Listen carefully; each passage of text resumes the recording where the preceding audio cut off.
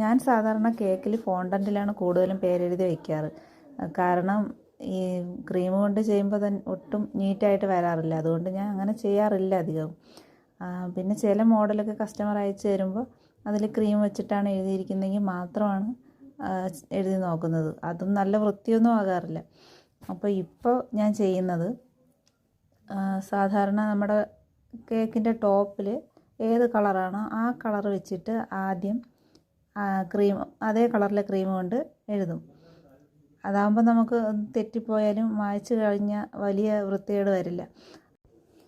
അങ്ങനെ കറക്റ്റായിട്ട് എഴുതിയ ശേഷം അതിന് മുകളിൽ വേറെ ഏത് കളറാണ് വേണ്ടത് അത് വെച്ച് എഴുതുകയാണ് ചെയ്യുന്നത്. അപ്പോൾ എനിക്ക് കുറച്ചുകൂടി അത് നല്ല വൃത്തിയായിട്ടൊക്കെ തോന്നി. കാരണം സാധാരണ ഞാൻ ഇതുപോലെ കേക്കിൻ്റെ മുകളിൽ ക്രീം വെച്ച് എഴുതും. അവസാനം മൊത്തത്തിൽ കുളമാവും.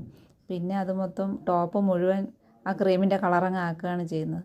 അപ്പോൾ ഒരു ഭംഗിയും ഉണ്ടാവില്ല. അപ്പോൾ ഇതാവുമ്പോൾ അതേ കളർ തന്നെ നമ്മൾ ആദ്യം ഒരു പ്രാവശ്യം എഴുതി കൊടുത്തു കഴിഞ്ഞാൽ തെറ്റിപ്പോയി കഴിഞ്ഞാൽ എടുത്തു മാറ്റിയാലും വലിയ വൃത്തികേട് വരില്ല. ഇതെല്ലാവർക്കും അറിയായിരിക്കും, പക്ഷേ ഞാനിപ്പോഴാണ് ഇങ്ങനെ ചെയ്ത് നോക്കിയത്. അപ്പോൾ ആർക്കെങ്കിലും ഉപകാരപ്പെടുമെങ്കിലോ എന്ന് കരുതി പറഞ്ഞതാണ്. അപ്പോൾ വീഡിയോ ഇഷ്ടപ്പെടുകയാണെങ്കിൽ ഒന്ന് സപ്പോർട്ട് ചെയ്യണേ.